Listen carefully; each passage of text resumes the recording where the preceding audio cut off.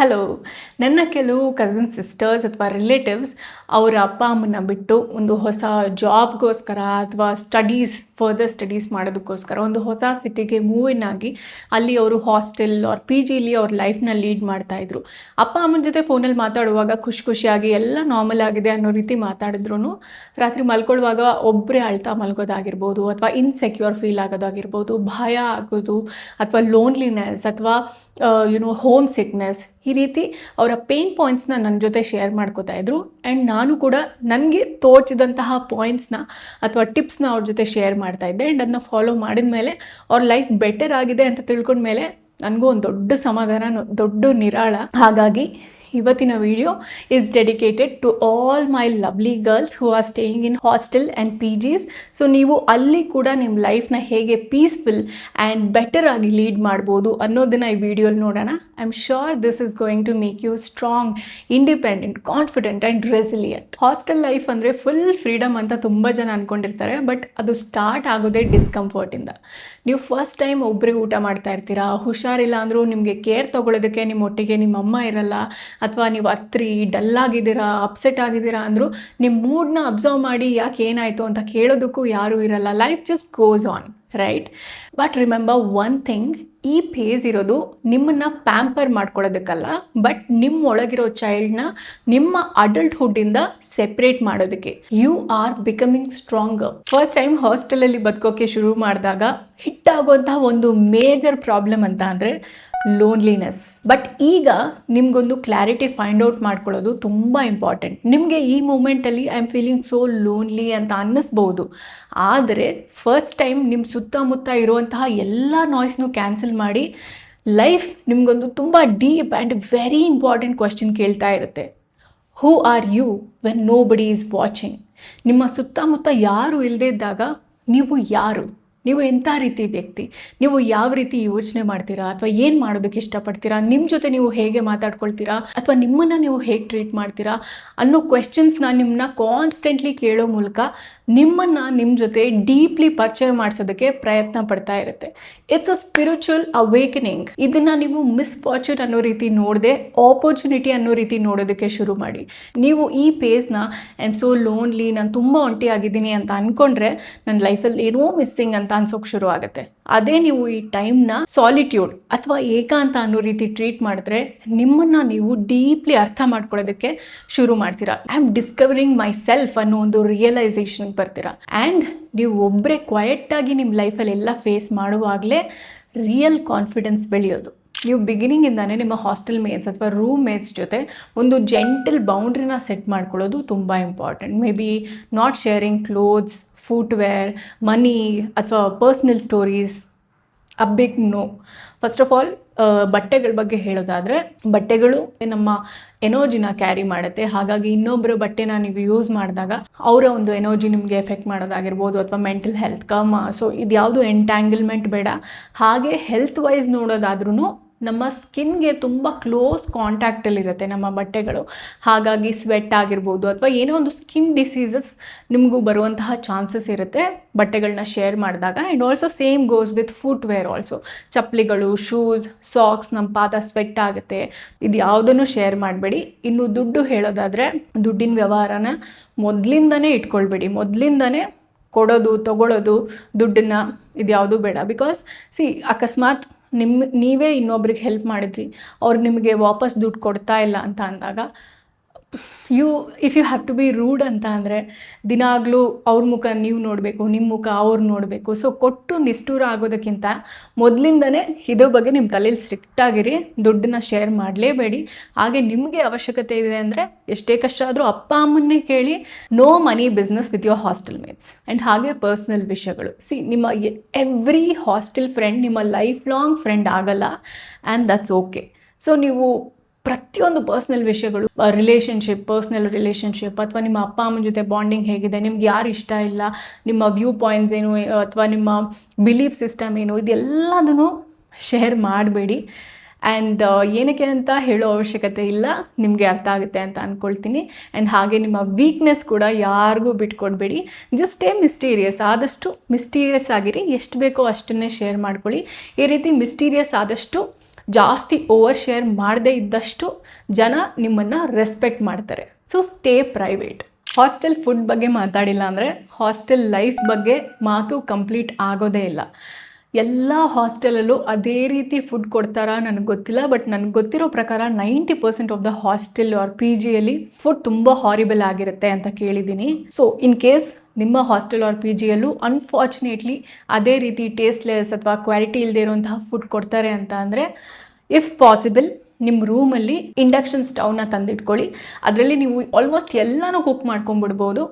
In case ನಿಮಗೆ ಆ option ಇಲ್ಲ ಅಂತ ಅಂದರೆ ಸ್ಟವ್ ಯೂಸ್ ಮಾಡ್ದೇ ಏನೆಲ್ಲ ಫುಡ್ ಐಟಮ್ಸ್ನ ನೀವೇ ಪ್ರಿಪೇರ್ ಮಾಡ್ಕೊಳ್ಬೋದು ಹೆಲ್ದಿಯಾಗಿ ಅನ್ನೋ ಆಪ್ಷನ್ನ ನೀವು ನೋಡ್ಕೊಳ್ಳಿ. ಮೇ ಬಿ ನನಗೆ ಗೊತ್ತಿರೋ ಪ್ರಕಾರ ಬ್ರೆಡ್ ವಿತ್ ಪೀನಟ್ ಬಟರ್ ಆಗಿರ್ಬೋದು, ಅಥವಾ ಡ್ರೈ ಫ್ರೂಟ್ಸ್ ಆಗಿರ್ಬೋದು, ಅಥವಾ ಸೀಡ್ಸ್ ಬರುತ್ತಲ್ಲ, sunflower seeds, pumpkin seeds, protein bar ಆಗಿರ್ಬೋದು. ಇದೆಲ್ಲ ನಿಮಗೆ ಹಶ್ವಾದಾಗ ತಿಂದಾಗ ಒಂದು ಎನರ್ಜಿ ಕೊಡುತ್ತೆ. ಬ್ರೇಕ್ಫಾಸ್ಟ್ಗೆ ಅಥವಾ ಸ್ನ್ಯಾಕ್ಸ್ಗೆ ಅಂತ ಅಂದರೆ ಓಟ್ಸ್ನ ಕೂಡ ಯೂಸ್ ಮಾಡ್ಬೋದು. ಓಟ್ಸ್ಗೆ ನೀವು ಮಿಲ್ಕ್ನ ಬಾಯ್ಲ್ ಮಾಡಿ ಹಾಕೋ ಒಂದು ಆಪ್ಷನ್ ಇಲ್ಲ ಅಂತ ಅಂದರೆ ಆಮಂಡ್ ಮಿಲ್ಕ್ನ ಕೂಡ ನೀವು ಯೂಸ್ ಮಾಡ್ಬೋದು. ಅದಕ್ಕೆ ನಿಮಗೆ ಇಷ್ಟ ಆಗಿರೋ ಎಲ್ಲ ಫ್ರೂಟ್ಸ್ನೂ ಹಾಕ್ಕೊಂಡು ಒಂದು ಸ್ಪೂನ್ ಹನಿ ಹಾಕ್ಕೊಂಡು ತಿನ್ನಿ, ಟೇಸ್ಟ್ ಸಕ್ಕದಾಗಿರುತ್ತೆ. ನನ್ನ ಸಂಡೇ ಬ್ರೇಕ್ಫಾಸ್ಟ್ ಯೂಶ್ವಲಿ ಇದೇ ಇರುತ್ತೆ. ಆ್ಯಂಡ್ ಹಾಗೆಯೇ ಇನ್ನೊಂದು ತುಂಬ ಹೆಲ್ದಿ ಆಪ್ಷನ್ ಅಂತ ಅಂದರೆ ಸ್ಪ್ರೌಟ್ಸ್, ಕಾಳುಗಳು, ಏನೇ ಕಾಳು, ಕಡಲೆಕಾಳು ಅಥವಾ ಹೆಸರು ಕಾಳು ಏನೇ ಆಗಿರ್ಬೋದು, ಅದನ್ನ ನೆನೆಸ್ಬಿಟ್ಟು ಒಂದು ಕಾಟನ್ ಬಟ್ಟೆಯಲ್ಲಿ ಕಟ್ಟಿಟ್ರೂ ಮುಗೀತು, ಅಥವಾ ಒಂದು ಸ್ಪ್ರೌಟ್ ಬಾಕ್ಸಲ್ಲಿ ಹಾಕಿಟ್ರೂ 2 ದಿನಕ್ಕೆ ನಿಮಗೆ ಸ್ಪ್ರೌಟ್ಸ್ ಬಂದುಬಿಡುತ್ತೆ. ಸೊ ಇದಕ್ಕೆ ದಾಳಿಂಬೆ ಆಗಿರ್ಬೋದು, ಉಪ್ಪು ಅಥವಾ ಆರಿಗ್ಯಾನೋ, ಪೆಪ್ಪರ್ ಪೌಡರ್ ಅಥವಾ ನಿಂಬೆ ರಸ ಇದನ್ನೆಲ್ಲ ಹಾಕಿ ತಿಂದರೆ ಟೇಸ್ಟ್ ಕೂಡ ಸಖತ್ತಾಗಿರುತ್ತೆ. ಹಾಗೆ ತುಂಬ ಪ್ರೋಟೀನ್ ಇರುವಂತಹ ಫುಡ್, ತುಂಬ ಫಿಲ್ಲಿಂಗ್ ಅಂತ ಕೂಡ ಅನಿಸುತ್ತೆ. ಹಾಗಾಗಿ ಈ ರೀತಿ ಆಪ್ಷನ್ಸ್ನ ಆದಷ್ಟು ಚೆಕ್ ಮಾಡ್ಕೊಳ್ಳಿ. You can also check on YouTube ಅಥವಾ ChatGPT ಹೆಲ್ಪ್ ಕೂಡ ತೊಗೊಳ್ಬೋದು. ಯಾವಾಗಲೂ ಸ್ವಿಗ್ಗಿ ಅವ್ರ ಝೊಮ್ಯಾಟೊಗೆ ರಿಲೈ ಆಗೋದನ್ನು ನಿಲ್ಲಿಸಿ ಆದಷ್ಟು ಈ ರೀತಿ ಹೆಲ್ದಿಯಾಗಿ ನೀವೇ ಏನು ಪ್ರಿಪೇರ್ ಮಾಡ್ಕೊಳ್ಬೋದು ಅನ್ನೋ ಆಪ್ಷನ್ ಕಡೆ ಗಮನ ಕೊಟ್ಟು ರೆಡಿ ಮಾಡ್ಕೊಳ್ಳಿ. Please be responsible, please be independent. ನಾವು ನಮ್ಮ ಮನೇಲಿ ಬದುಕುವಾಗ ಎಸ್ಪೆಷಲಿ ಹುಡುಗಿರಿಗೆ ಅಮ್ಮನ ಪಕ್ಕ ಮಲ್ಕೊಂಡು ಅಭ್ಯಾಸ ಇರುತ್ತೆ. ಸೊ ಫಸ್ಟ್ ಟೈಮ್ ನಾವೆಲ್ಲೋ ಹೊರಗಡೆ ಒಂದು ಹೊಸ ಸಿಟಿಯಲ್ಲಿ ಒಬ್ಬರೇ ಮಲಗ್ತಾ ಇದ್ದೀವಿ ಅಂತ ಅಂದರೆ ಎಸ್ಪೆಷಲಿ ಅಟ್ ನೈಟ್ ತುಂಬಾ ಭಯ ಆಗುತ್ತೆ. That's natural. ಈವನ್ ನನಗೂ ಕೂಡ, ನಾನು ಚೆನ್ನೈಯಲ್ಲಿ ಶೂಟಿಂಗ್ ಮಾಡುವಾಗ ಒಬ್ಬಳೇ ಹೋಟೆಲ್ ರೂಮಲ್ಲಿ ಮಲಗಬೇಕು ಅಂದರೆ ನನಗೂ ಭಯ ಆಗ್ತಾಯಿತ್ತು. ನಾನು ಲೈಟ್ಸ್ ಆನ್ ಮಾಡಿಕೊಂಡೇ ಮಲಗ್ತಾ ಇದ್ದೆ ತುಂಬ ದಿವಸ, ಒಂದು ಕಂಫರ್ಟ್ ಬರೋವರೆಗೂ.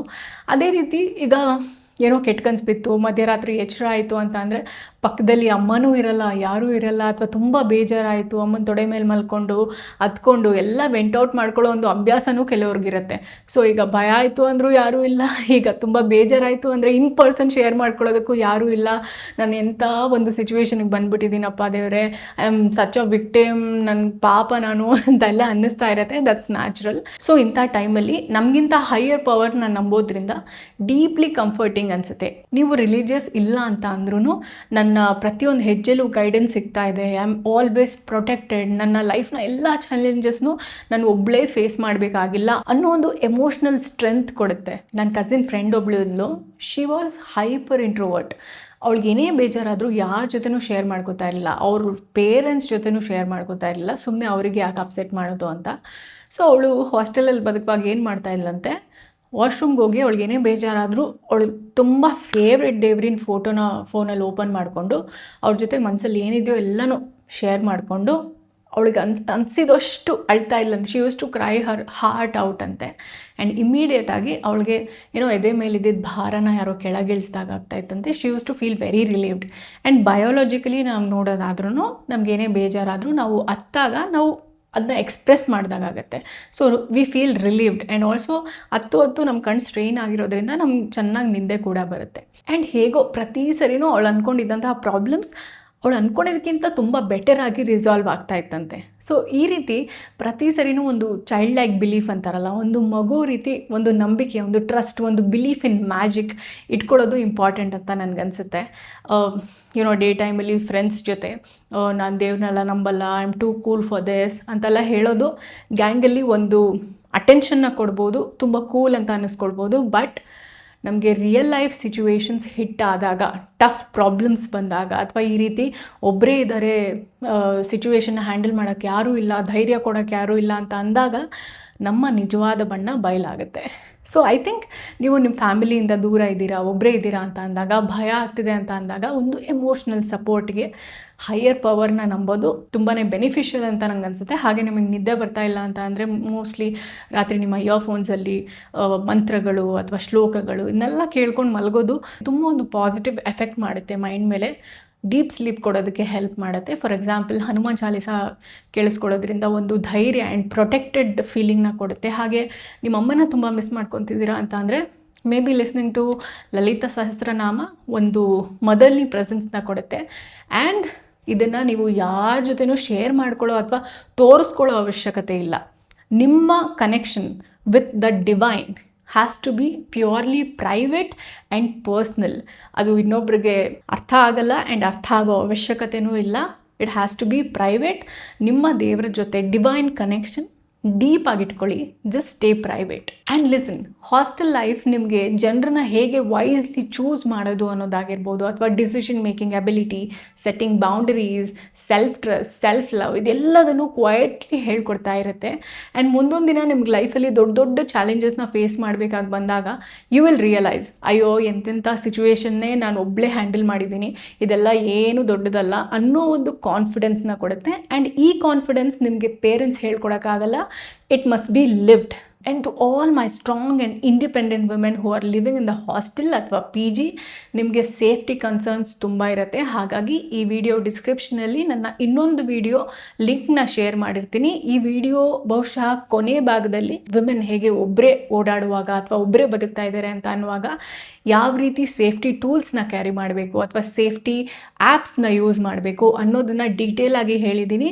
ದಯವಿಟ್ಟು ಈ ವಿಡಿಯೋ ಲಾಸ್ಟ್ ಸೆಕ್ಷನ್ನ ನೋಡಿ ಎಲ್ಲದನ್ನು ಉಪಯೋಗಿಸ್ಕೊಳ್ಳಿ. ಪ್ಲೀಸ್ ಅದನ್ನ ಫಾಲೋ ಮಾಡಿ. ನೀವು ಒಬ್ಬರೇ ಇದ್ದಾಗ safety is your responsibility. So please stay safe. ಹಾಗೆ ಇವತ್ತಿನ ವಿಡಿಯೋ ನಿಮ್ಮೆಲ್ರಿಗೂ ಏನೋ ಒಂದು ಹೆಲ್ಪ್ ಆಗಿದೆ. ನಿಮ್ಮ ಹಾಸ್ಟೆಲ್ ಲೈಫ್ ಆರ್ PG ಲೈಫ್ನ ಬೆಟರ್ ಮಾಡೋದಕ್ಕೆ ಒಂಚೂರಾದರೂ ಸಹಾಯ ಆಗಿದೆ ಅಂತ ನಂಗೆ ಗೊತ್ತಾದರೆ ನಾನು ಈ ವಿಡಿಯೋ ಮಾಡಿದ್ದಕ್ಕೂ ಸಾರ್ಥಕ ಅಂತ ನಂಗೆ ಅನಿಸುತ್ತೆ. ಥ್ಯಾಂಕ್ ಯು ಸೋ ಮಚ್ ಇಲ್ಲಿವರೆಗೂ ವಿಡಿಯೋನ ನೋಡಿದ್ದಕ್ಕೆ. ಮುಂದಿನ ವಾರ ಇನ್ನೊಂದು ಯೂಸ್ಫುಲ್ ವಿಡಿಯೋ ಜೊತೆ ಸಿಗೋಣ. ನಮಸ್ಕಾರ.